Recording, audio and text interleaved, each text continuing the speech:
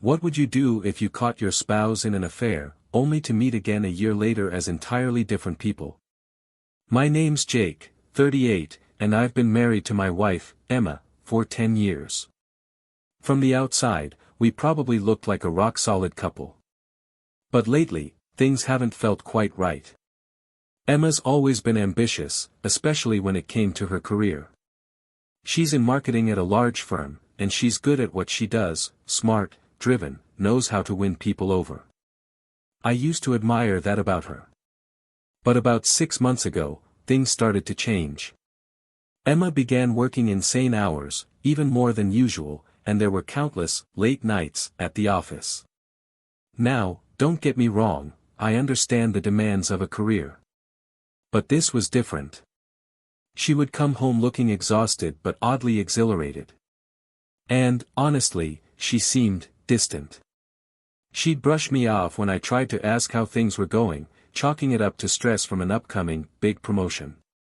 At first, I didn't think much of it. But over time, that nagging feeling in my gut grew stronger. It wasn't just the long hours. It was the way she'd be glued to her phone, how she'd brush off any questions with vague answers, and, most suspiciously, how she seemed to bring up her boss's name a lot more. Every time she talked about him, she'd get this strange look on her face, admiration mixed with something else I couldn't quite place. One night, when she mentioned him again, about how incredible he was and how much she respected his work, I felt something click. I decided I needed to find out what was going on. Emma's boss, let's call him Tom, was a guy I'd heard about a few times before. He was a big shot at the firm, had been there for years, and was known for being a bit of a charmer. Every time I'd met him at work functions, he'd come off as the friendly, charismatic type, maybe a little too charismatic. But Emma always swore it was nothing, that he was just a great mentor who wanted to see her succeed. One evening, while Emma was in the shower, I took a deep breath and did something I never thought I'd do. I checked her phone. I know, it's not something I'm proud of, but I needed to put my suspicions to rest. At first, there was nothing unusual. Regular messages, mostly from friends and colleagues. But then I noticed her email app with a chain of messages from Tom.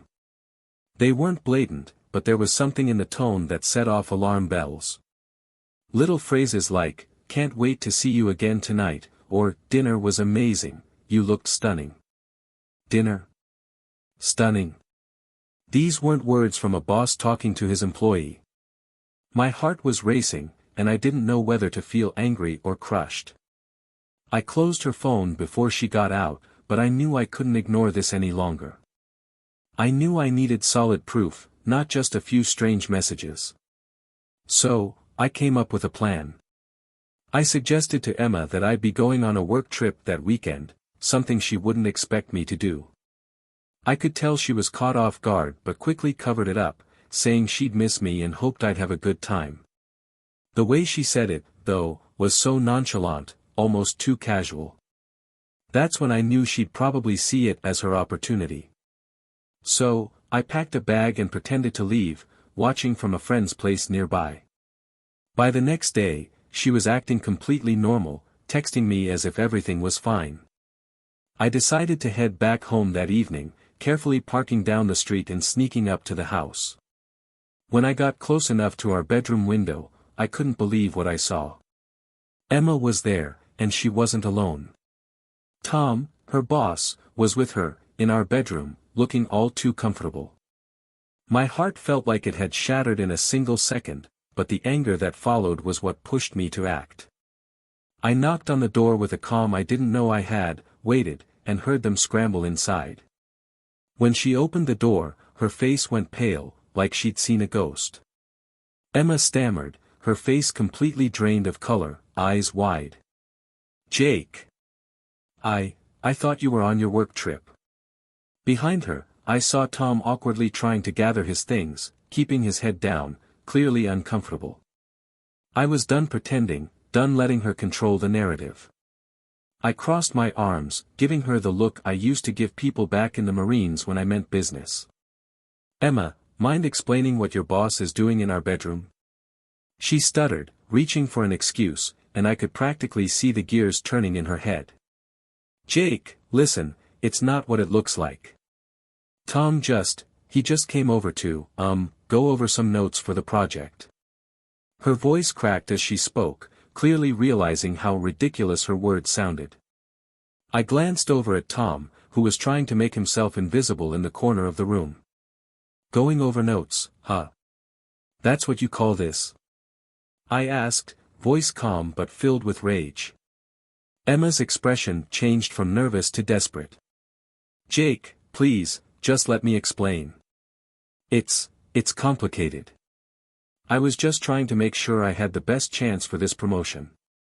She gestured toward Tom, looking like she was pleading with me to understand. It didn't mean anything, it was just business. Just business?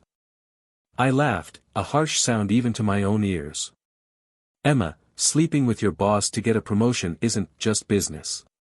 It's betrayal. Plain and simple. Tom, clearly not wanting to be part of the unfolding storm, finally spoke up, look, I didn't mean for this to happen. I'll just leave Anne. No, I cut him off. You're not going anywhere. You've got a lot to answer for too. I looked him dead in the eyes. I'm sure your bosses would love to hear how you're handling promotions around here. Let's see how they take it. Tom froze, and Emma gasped.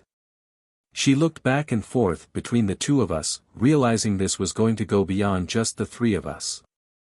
Her face fell as she finally understood that this wouldn't just stay behind closed doors. Jake, please don't do this, she whispered, tears starting to form. I made a mistake. Just, let me make it right. I took a deep breath, more to control my own emotions than anything else. Emma, there's no coming back from this. You didn't just betray our marriage, you threw it away for a job. And with that, I turned and left the room, leaving both of them standing there, finally facing the consequences of what they'd done. Walking out of that room, I felt a mix of anger and sadness I'd never experienced before. I'd gone into that confrontation expecting to feel rage, but now it was just hollow. I'd built my life around Emma, believed in her, trusted her. And now, in the blink of an eye, it was all gone. That night, I didn't go back to the house. I stayed at a friend's place, filling him in on what had happened. He listened, nodding along, and said something that stuck with me, Jake, you didn't deserve any of that. You can't stay silent. She made her choices, now it's your turn. By morning, my decision was clear. This wasn't just about me or Emma anymore.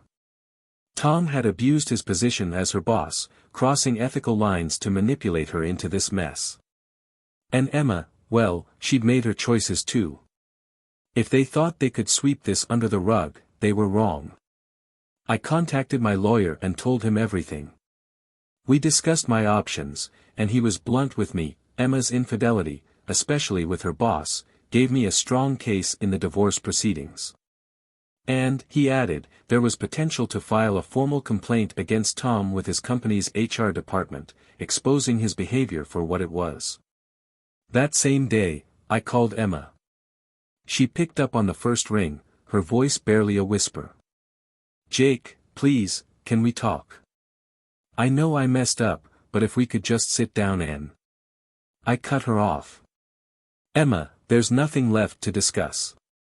I've already spoken to a lawyer, and you'll be hearing from him soon. And you can let Tom know he's about to have a serious talk with HR. I'm not letting this slide.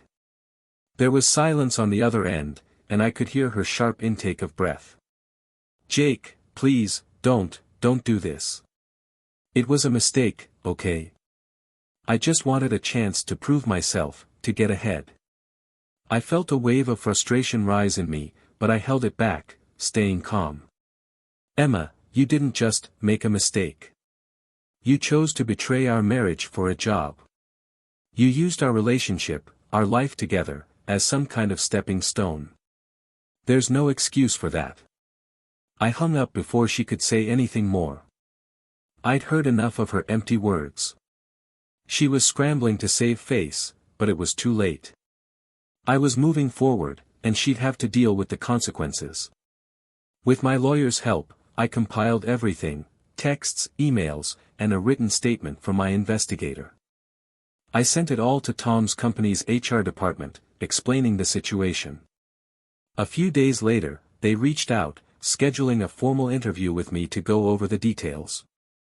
They were professional but didn't hide their disappointment and shock. It was clear that Tom's actions had broken several company policies, not to mention ethical standards. Emma's affair with Tom was about to hit her career in ways she hadn't anticipated. Tom's company made it clear they had a zero-tolerance policy for this kind of behavior, and his position at the firm was under review. I'd exposed the truth, and now both of them were facing the fallout. Not long after my report to HR, Emma started reaching out, first through calls, then through messages and even emails. At first, I ignored them, wanting nothing more than to leave her to deal with the mess she'd created.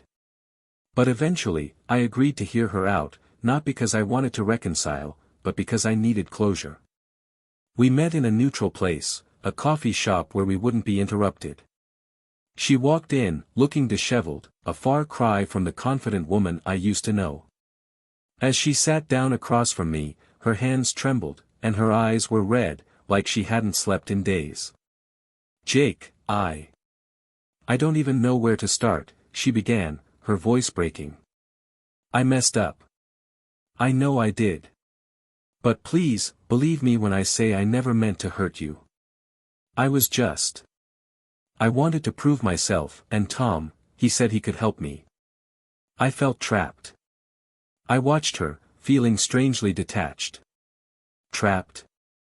You felt trapped enough to throw away our marriage for a promotion?" I shook my head, the words leaving a bitter taste in my mouth. "Emma, you could have talked to me. You could have told me how you felt, and we could have worked through it together. But instead, you lied, and you broke my trust." She looked down, unable to meet my gaze. "I know. I can't change what I did, and I don't expect you to forgive me. But, if there's anything I can do, anything to make this right, please tell me." I paused, considering her words. There was no going back, but I realized I could take something away from this. "You know what you can do, Emma," I said, my tone firm. "You can take responsibility, fully. Own up to it, not just to me, but to yourself. Maybe then you can learn something from this." She nodded slowly, tears streaming down her face. I knew she was sincere in that moment, but it didn't change the damage that had been done. I got up, ready to leave. "Goodbye, Emma," I said, feeling a strange sense of relief. And with that, I walked out, knowing I'd closed that chapter for good. Over the next few weeks, the divorce process moved forward, smoothly on my end, thanks to the evidence we had. Emma, realizing there was no room to fight it, agreed to settle quickly. It was clear she was dealing with her own fallout, not only from our marriage ending but also from her position at work. As expected, her firm let her go, but not before her reputation took a hit. Word had spread about her relationship with Tom, and with it, the respect she'd built in her career evaporated almost overnight. Tom, too, faced his consequences. His career was essentially over, his reputation ruined. Oddly enough, knowing they'd faced the consequences of their choices helped me feel free. It was as if the weight of betrayal lifted, replaced by a sense of peace I hadn't felt in months. With the divorce behind me, I started focusing on what mattered. I reconnected with old friends, threw myself into my hobbies, and even took on a new project at work. I'd realized how much I'd let myself drift in the years I'd been with Emma, and I was determined not to lose myself again. Therapy helped too. Talking about what I'd been through, unpacking the anger, and understanding the pain, it all played a role in helping me move forward. I began to rebuild, finding joy in the small things, and I learned to trust myself again. Months passed, and I found myself in a better place. Looking back, Emma's betrayal had forced me to confront myself, my priorities, and my sense of self-worth. I'd come out of it stronger, more sure of who I was and what I wanted from life. I eventually met someone new, a woman who was genuine, honest, and understanding. She knew about my past, but she didn't judge. She simply listened and respected the journey I'd been through. With her, I felt free to be myself, without fear or doubt. Emma's betrayal had been a painful, life-changing experience, but in the end, I found my way to something better. I learned that sometimes, the hardest truths reveal the deepest lessons. I found my strength, my resilience, and most importantly, my ability to let go and move forward. After closing the chapter on my marriage, I thought I'd finished the battle. But there was still one final piece left to handle: Tom.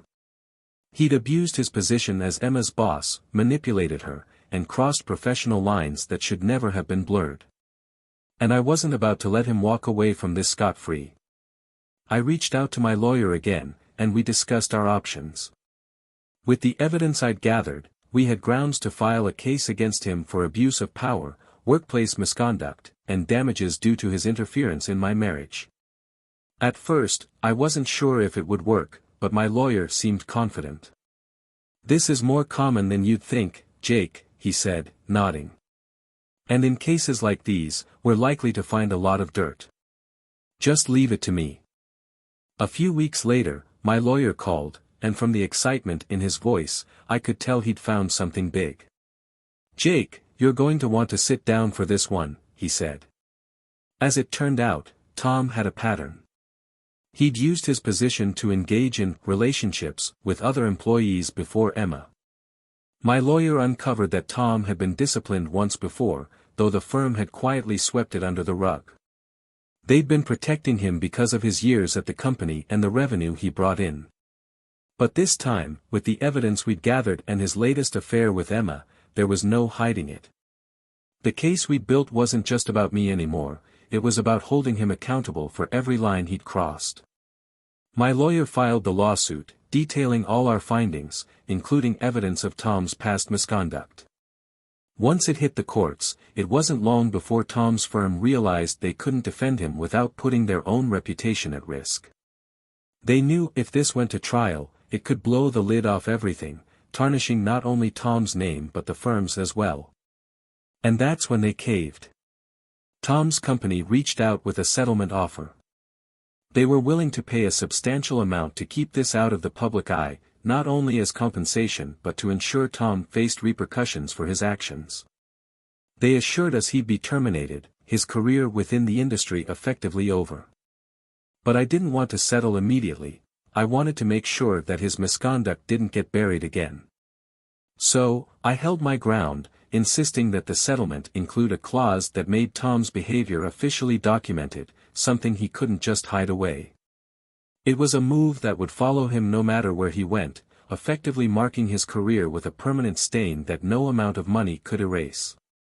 They agreed. When the final paperwork came through, my lawyer and I sat down to go over every detail. Tom would be paying me a significant sum in damages, and his company had made it official, they were letting him go, issuing a formal report of his workplace violations. It was more than I'd hoped for. For the first time, I felt like I'd really gotten justice, not just for myself, but for everyone else who'd been affected by his actions. I could imagine Tom's reaction when he saw the terms, when he realized he couldn't walk away from this. It wasn't about revenge anymore, it was about accountability, about knowing that some things are too serious to ignore. He would live with the consequences of his actions, and his career would never be the same. With the case against Tom closed, I felt like I could finally move forward, truly free from all the pain, betrayal, and anger I'd carried. I had closure, a sense of justice, and a fresh start waiting for me. In the months that followed, I focused on rebuilding my life on my own terms. I leaned into new hobbies, reconnected with friends, and even started seeing someone new, someone who valued trust and honesty. Life was brighter, lighter, as if a weight I'd carried for far too long had been lifted. I had finally left that painful chapter behind. And if there's one thing I'd learned, it's this: betrayal doesn't define you. It shapes you, strengthens you, and shows you what really matters. I'd come out the other side more resilient, with a life that was finally mine, and I knew I'd never let anyone take that from me again. Just when I thought everything was finally behind me, something unexpected happened. One afternoon, I got a call from an unknown number. Normally, I'd ignore it, but something nudged me to pick up. Jake. The voice on the other end was hesitant, shaky. It was Emma. I hadn't heard from her since our divorce was finalized. We'd both moved on, or so I thought. I wasn't interested in rehashing anything with her, but her voice sounded different, vulnerable in a way I hadn't heard before. "What do you need, Emma?" I asked, keeping my tone firm. I don't know who else to call," she stammered. "I know I don't have the right to ask for anything, but I thought you should know. I'm pregnant. And it's his." I was speechless. Tom's affair with Emma had left more consequences than anyone realized. I could hardly believe what I was hearing, but the fear in her voice was unmistakable. She went on, telling me that after Tom lost his job and his reputation, he'd cut her off completely, leaving her to face everything alone. Apparently, she was scared and desperate, unsure of what to do. For a moment, a rush of emotions hit me: anger, disbelief, pity. Emma's choices had brought her to this place, but that didn't make the situation any less tragic. She was now facing a life she hadn't planned, with no one to turn to, and she was reaching out to me in a last-ditch attempt for some kind of help or closure. I took a deep breath. "Emma, I can't be the one to help you. You made choices that hurt a lot of people, including yourself. This is something you'll have to face on your own." There was silence on the other end, and then she whispered, "I understand. I'm sorry for everything, Jake. Truly." And with that, she hung up, leaving me with a mixture of emotions. Her call was a reminder of how drastically her life had shifted, how her decisions had led her down a road she hadn't anticipated. I felt closure in a strange way, realizing that the chapter I'd left behind was now irreversibly closed. Emma's unexpected call served as a reminder of just how much I'd grown and moved forward. I knew, in that moment, that her life was no longer tied to mine. I was free. Her choices, her consequences, they were all part of her story now, not mine. And as I put down the phone, I felt a calm come over me. I had faced betrayal, sought justice, and reclaimed my life. I had finally, completely, moved on. Just as I thought my life had settled, I received an unexpected letter in the mail a few weeks after Emma's call. It wasn't a bill, a flyer, or anything routine. It was a thick envelope from a law firm I didn't recognize. Curious, I opened it, and as I read, my heart skipped a beat. The letter informed me that Tom's former company was under investigation for a series of workplace misconduct and ethics violations. Apparently, Tom's behavior had triggered a deeper investigation, uncovering a long-standing culture of abuse and exploitation within the company. Current and former employees had come forward, filing complaints and class-action lawsuits. And since I had been a part of exposing Tom, they wanted me to be a witness in the case. I leaned back, feeling a strange mix of vindication and disbelief. My initial lawsuit against Tom hadn't just affected him, it had exposed a much larger, darker issue within the company. By holding him accountable, I'd unknowingly sparked a chain reaction that was bringing justice to people I didn't even know.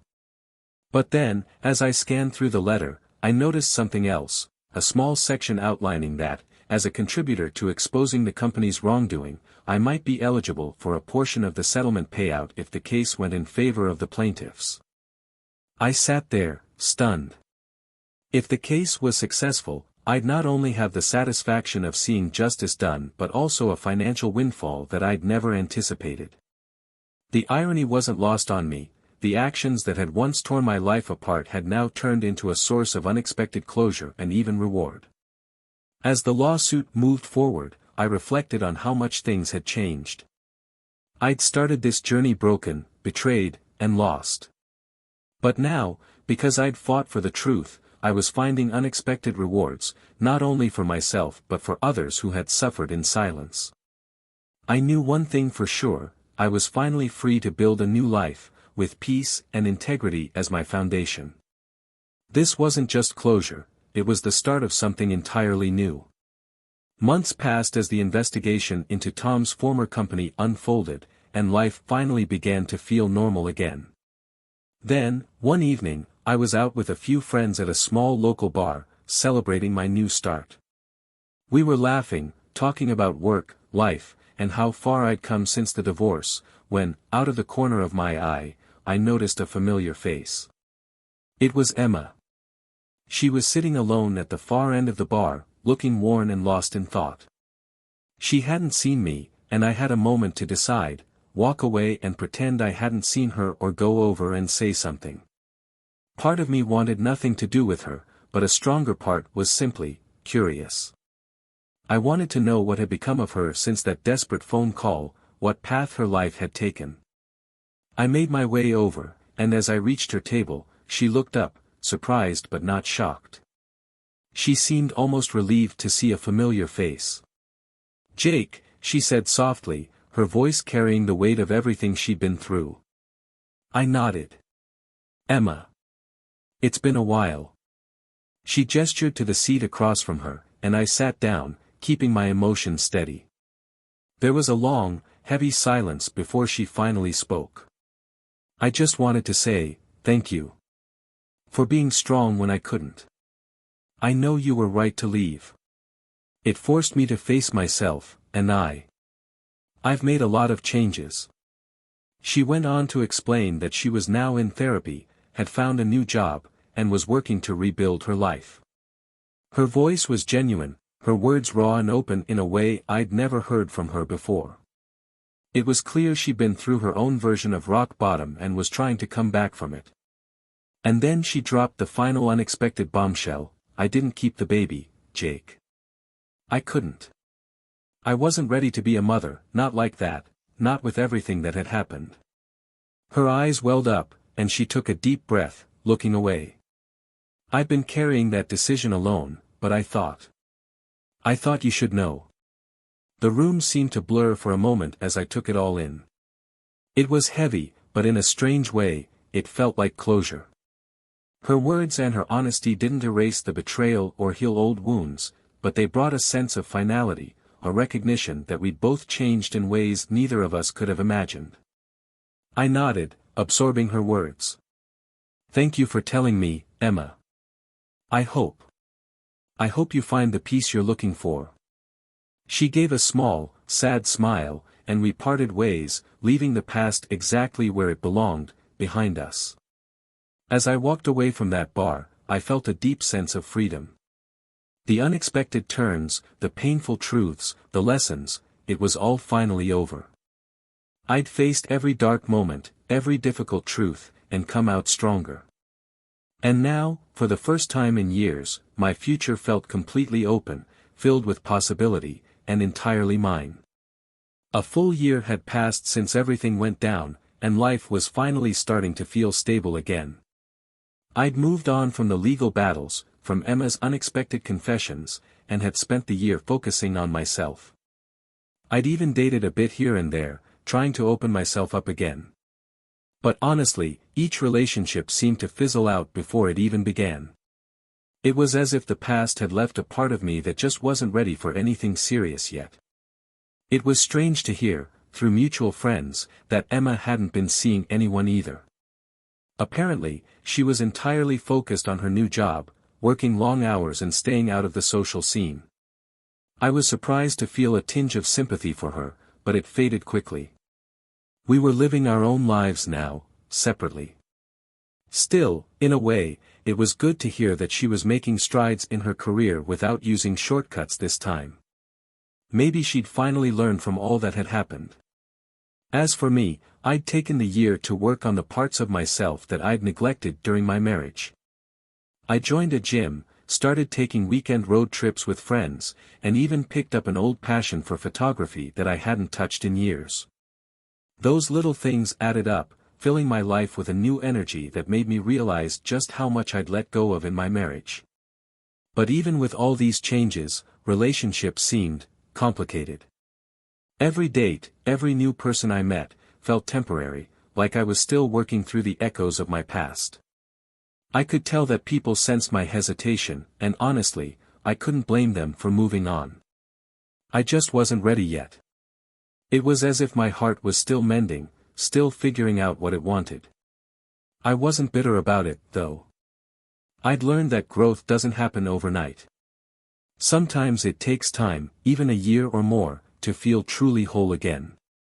One evening, I was at a coffee shop, working through some emails, when I noticed someone familiar walking in. It was Emma. She was alone, dressed in professional clothes, looking like she'd just wrapped up a long day. She spotted me, and there was a brief pause before she gave a small, hesitant wave. I hadn't seen her since that night in the bar. She looked different, not in appearance exactly, but in presence. There was a quietness about her, a kind of humility I hadn't seen before. She ordered her coffee and walked over, asking softly, "Do you mind if I sit for a minute?" I nodded, gesturing to the seat across from me. We made small talk, the usual pleasantries, and caught up briefly. She told me about her work and mentioned she'd been focusing on herself, trying to find her own way without anyone else in the picture. She seemed genuinely invested in rebuilding her life. Then, after a pause, she looked at me and said, "Jake, I just want you to know. I really am sorry. For everything. I was so wrapped up in trying to get ahead that I didn't realize how much I was losing along the way. I know it doesn't change anything, but I needed you to know that."